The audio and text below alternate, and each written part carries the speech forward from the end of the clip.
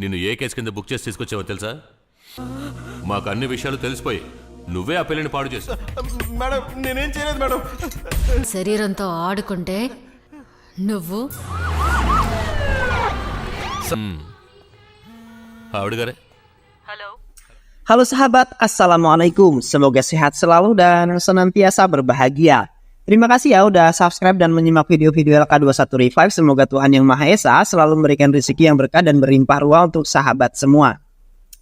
Nah, kita sapa-sapa dulu nih para penonton setia LK21 Revive, yaitu terima kasih buat Ahmad Dom Kalimantan Selatan, Suratmin Rahmat dari Sumut, Muhammad Zainuddin pendosa hijrah dari Madura, Muhammad Aditya dari Jepang, Andi Saprianto dari Morowali, Ateng Sipurna dari Jepara, Alsan Jos dari Madura, Ade Daril dari Cirebon, Aris Nuwo Panglimo Official dari Riau. Dan buat teman-teman semua yang belum ingin sapa, nanti di next video ya. Oke, kali ini LK21 Review akan membawakan sebuah alur cerita film yang berjudul Natsyar. Bagaimana keseruan filmnya? Nggak perlu banyak basa-basi, ini dia alur ceritanya.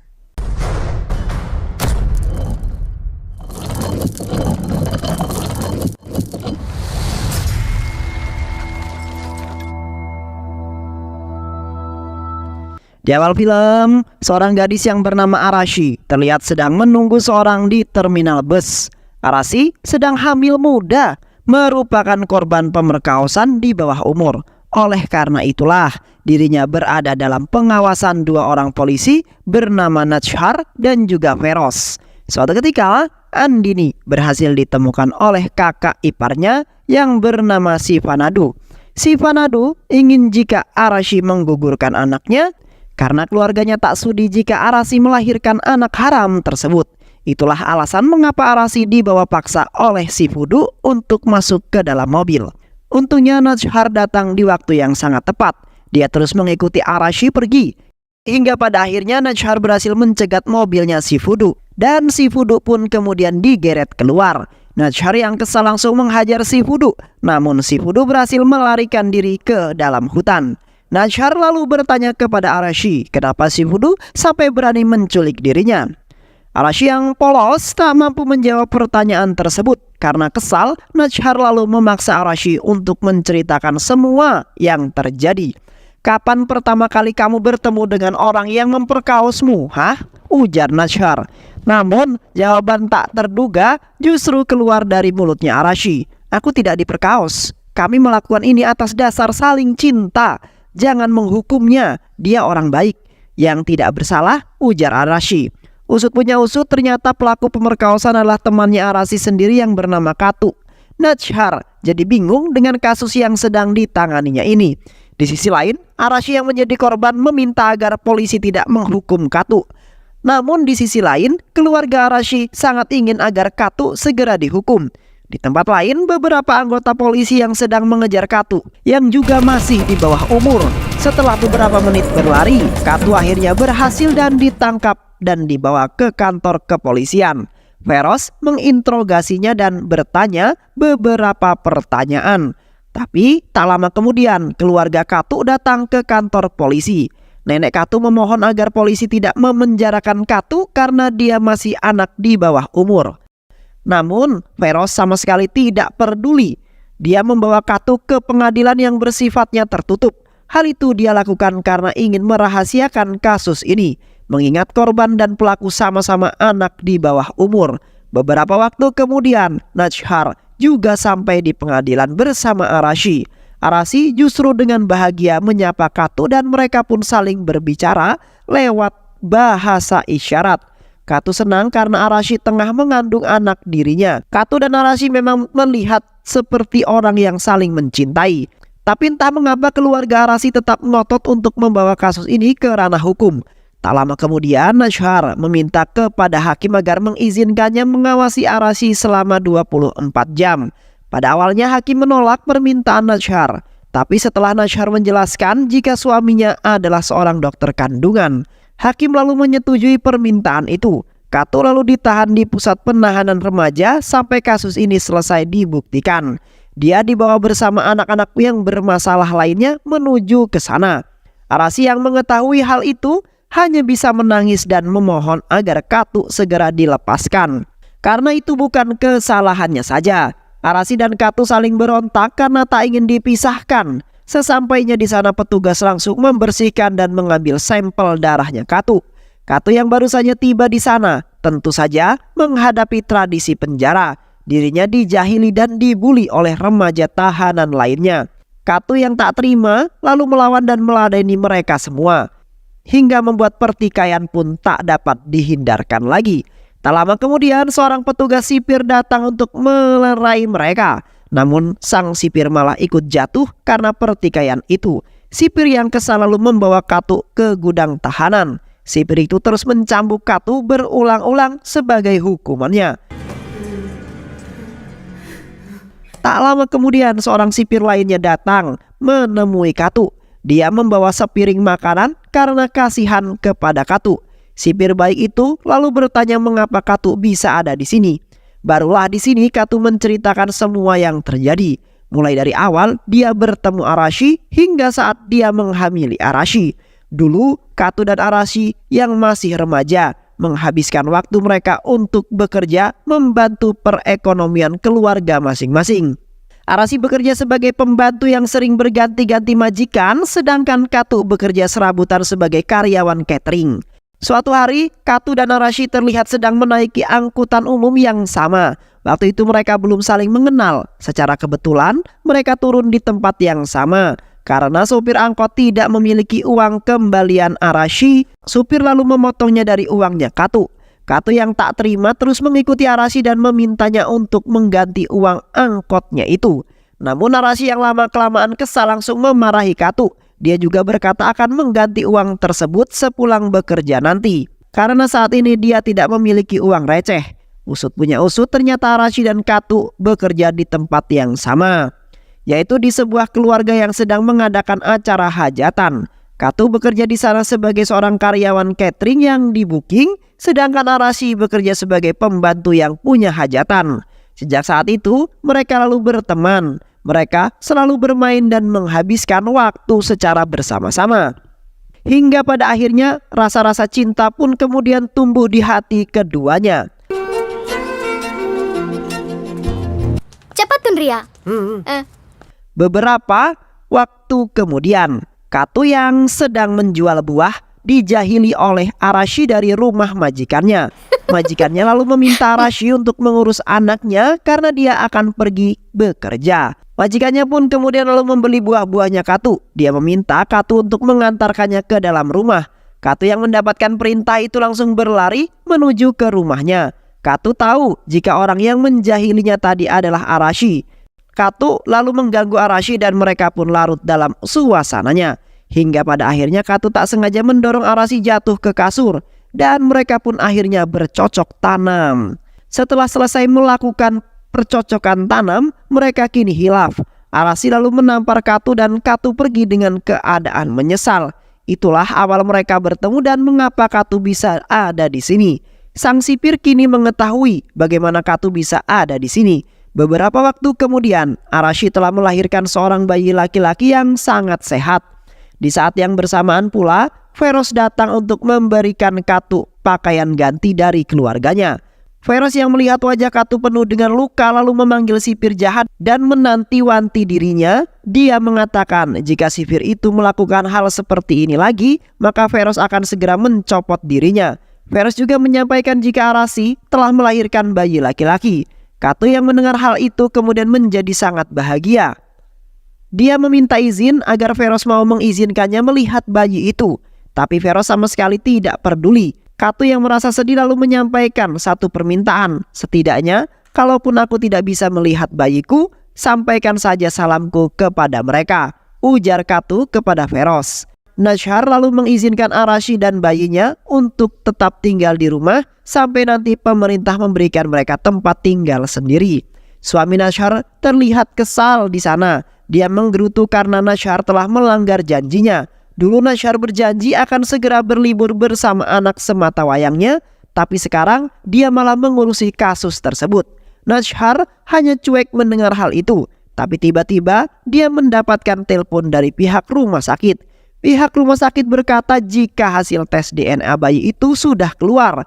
Hasil menunjukkan jika DNA anak tersebut berbeda dengan DNA-nya Katu, yang berarti selama ini Arashi tidak mengandung anaknya Katu. Meski mengetahui kebenarannya itu, Nashar sengaja tidak memberitahukan pada Arashi karena dia berniat menyelidikinya sendiri di rumah. Arashi selalu dibantu oleh Nashar. Hal itu membuat anak sematawayangnya kesal karena ibunya lebih memilih mementingkan orang lain. Suaminya juga terlihat kesal karena Nashar masih menyembunyikan kebenarannya. Arashi lalu bertanya kebenarannya apakah itu. Namun Nashar tak berniat untuk menjawabnya. Dia mengalihkan pertanyaan itu dengan berkata, apakah Arashi sedih karena berjauhan dengan Katu? Dan Arashi pun mengiyakannya. Nashar lalu bertanya lagi, apakah Arashi sebelumnya juga pernah berjauhan seperti ini? Iya, ujar Arashi. Arashi lalu menceritakan kejadiannya. Pada saat itu Katu hendak pergi ke kota karena ikut mengantarkan catering. Arashi lalu memberikannya uang untuk membeli baju. Arashi ingin agar Katu mengenakan pakaian yang bagus. Apalagi saat ini baju Katu memang sudah buruk. Tapi Katu menolak uang tersebut karena dia juga memiliki uang untuk membeli baju. Paman Katu yang memiliki usaha catering itu merasa sangat kesal karena melihat Katu malah asik berpacaran, sedangkan yang lainnya sibuk menyiapkan perlengkapan. Tak lama kemudian Katu lalu berangkat ke kota. Singkat cerita urusan catering pun telah selesai. Terlihat paman Katu yang sedang membagikan upah kerja pada seluruh karyawannya. Namun ketika dia melihat Katu yang datang dengan baju baru, dia tak memberikan Katu upah kerjanya dengan alasan jika kerjanya Katu kurang bagus. Dia bahkan tega meninggalkan Katu di kota itu. Katu yang tidak memiliki uang dan saudara di sana tentu saja sedih. Dia berpikir bagaimana cara agar dia bisa kembali ke desa. Akhirnya Katu memutuskan untuk kembali dengan berjalan kaki. Di saat yang bersamaan, Arashi menghubunginya lewat telepon majikannya yang baru. Katu lalu menceritakan semua yang terjadi. Arashi yang cemas lalu meminjam uang kepada majikannya yang merupakan seorang rentenir. Majikan yang membolehkan Arashi meminjam uang, tapi semua itu tentu saja ada bunganya. Singkat cerita, Arashi lalu pergi menyusul Katu yang ada di kota.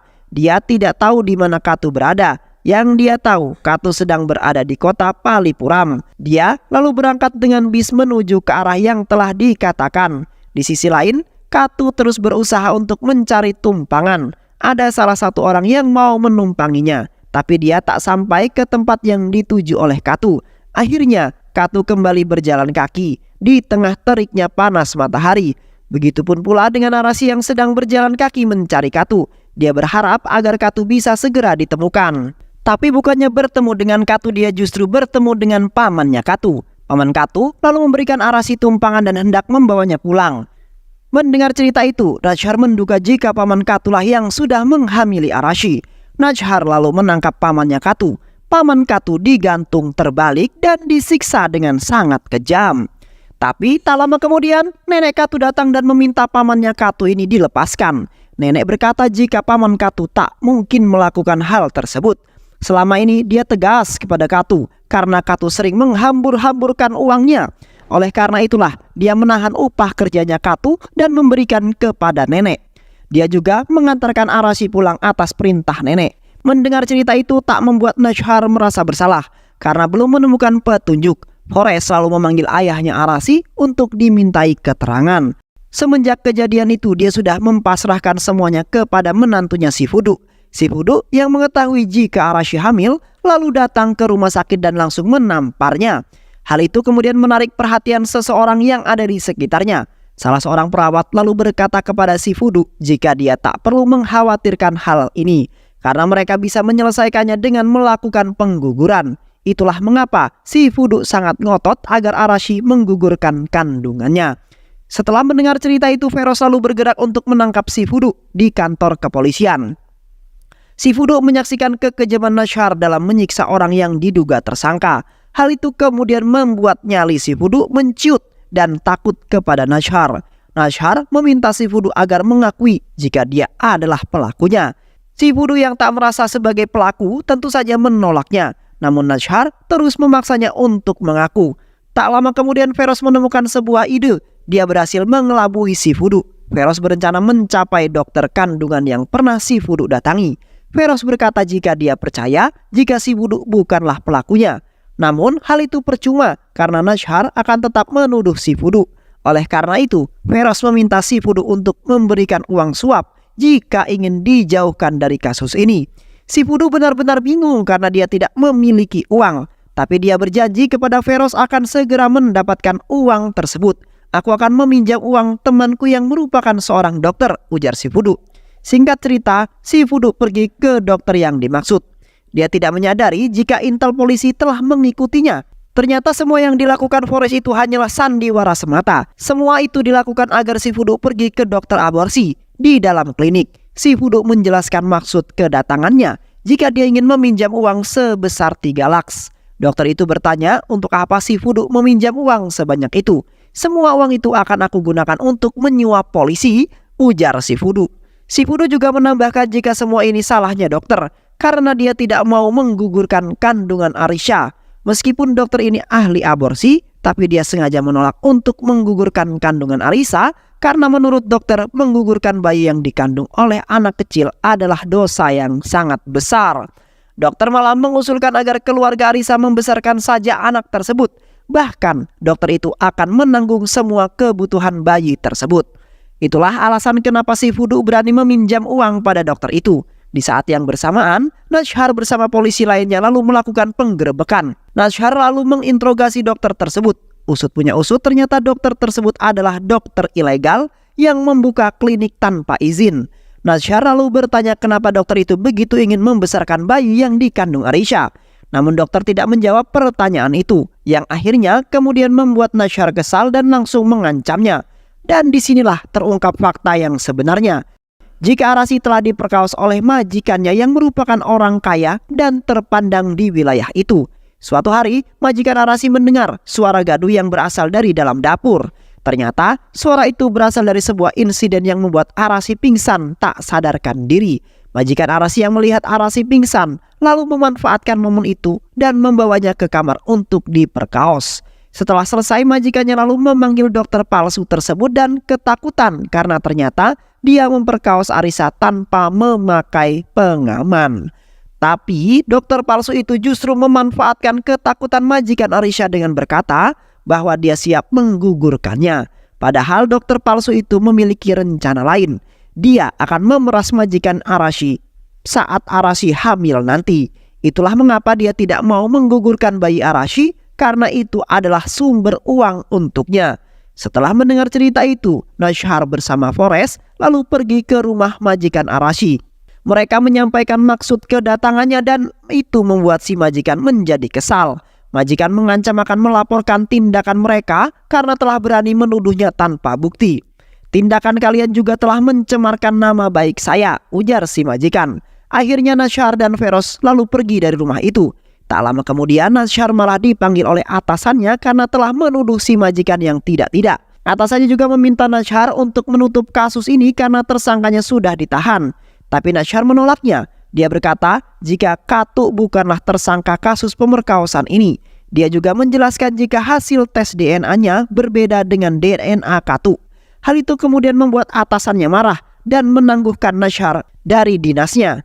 Kasus ini juga akan diberikan pada orang lain hingga nanti kasus ini ditutup. Nashar lalu pergi dengan keadaan kesal. Di bawah, adik dari sang majikan rentenir sudah menunggu kedatangan Nashar. Dia berkata akan memberikan apapun yang Nashar mau jika kasus ini ditutup. Aku juga telah mengabulkan apa yang diinginkan oleh atasanmu, ujar adik majikan. Nashar yang marah lalu menamparnya dengan sangat keras. Setelah mendapatkan surat penangguhan, Nashar kini jadi termenung. Tapi hal itu tidak berlangsung lama. Rasa amarahnya kemudian memuncak ketika dia melihat bayi malangnya Arasi sedangkan pelakunya masih berkeliaran bebas. Nashar kini melakukan jalannya sendiri. Dia menculik si majikan dan mempermalukannya di depan semua orang. Dia lalu membawa majikan itu ke suatu tempat yang ternyata tempat pembuangan sampah. Di sana, Nashar mengebiri si majikan dengan alat seadanya. Polisi kemudian datang dan mengamankannya. Setelah peristiwa itu, rapat internal polisi pun digelar. Komisaris memanggil Nashar ke ruangannya dan di sana juga terlihat ada atasan Nashar. Atasannya Nasyar mengusulkan agar Nasyar diskors atas perbuatannya terhadap majikan Arashi. Namun, komisaris malah mengusir atasannya Nasyar dari rapat itu. Usut punya usut, ternyata komisaris mengetahui jika atasannya Nasyar telah menerima suap. Berdasarkan keputusan rapat, komisaris akhirnya menyampaikan jika Nasyar tidak diskors melainkan akan dipindah tugaskan ke desa terpencil. Nasyar lalu menerima hukuman itu dengan lapang dada. Dia juga merasa puas karena pelaku pemerkosaan telah mendapatkan hukumannya. Nasyar dan suaminya lalu berinisiatif untuk kembali menyatukan Katu dan juga Arashi setelah berpisah cukup lama. Sesampainya di sana, suami Nasyar mengusulkan agar mereka mengatakan fakta yang sebenarnya. Jika Katu bukanlah ayah dari anak itu, dia juga meminta izin untuk menyampaikan kepada Katu. Biarkan saya yang menyampaikan kebenaran itu pada Katu, dan kau sampaikanlah kepada Arashi. Setelah mendengar semua penjelasan itu, perasaan Katu kini hancur dan dia menangis sejadi-jadinya. Dia menangis karena anak itu bukanlah anak kandungnya. Katu lalu bertanya apakah Arashi telah mengetahui fakta ini. Kemungkinan iya, ujar suami Nasyar. Katu lalu dibebaskan karena tidak bersalah. Ketika dia bertemu dengan Arashi, dia melihat Arashi yang telah menunggunya sambil menangis. Katu berjalan dalam keadaan lemas. Mereka lalu menangis bersama-sama. Arashi lalu membiarkan Katu untuk menggendong bayi itu. Katu lalu pergi menemui Nasyar dan langsung memarahinya. Kamu seharusnya tidak memberitahu Arashi selama mengandung anak itu. Dia selalu mengira jika aku adalah ayahnya. Aku tidak peduli jika anak itu bukanlah anakku. Aku tetap akan merawatnya seperti anakku sendiri. Tapi jika Arashi mengetahui bahwa anak ini bukanlah anakku, entah apa yang akan dilakukan olehnya nanti. Namun, Nasyar mengatakan suatu hal yang tak terduga. Jika dia sama sekali belum mengatakan fakta itu kepada Arashi. Aku telah menganggap seperti anakku sendiri. Aku tak tega mengatakan hal itu kepadanya. Aku tak ingin membuat hidupnya hancur, ujar Nasyar. Katu lalu merasa senang. Dia melihat tangannya dan mengucapkan terima kasih kepada Nasyar. Pada akhirnya, Katu dan Arashi pun kembali bersatu. Mereka menaiki bus dengan bahagia bersama bayi yang tak berdosa itu. Dan film pun selesai. Jangan pernah lelah melakukan hal kecil untuk orang lain. Terkadang hal kecil ini mampu memberikan kebahagiaan yang indah di hati mereka. Dan berbuat baiklah, sebab sesungguhnya Allah menyukai orang-orang yang berbuat baik. Terima kasih sudah menyimak video-video LK21 Revive. Semoga sahabat semua terhibur dan sampai bertemu lagi di video-video berikutnya. Dan wassalamualaikum warahmatullahi wabarakatuh.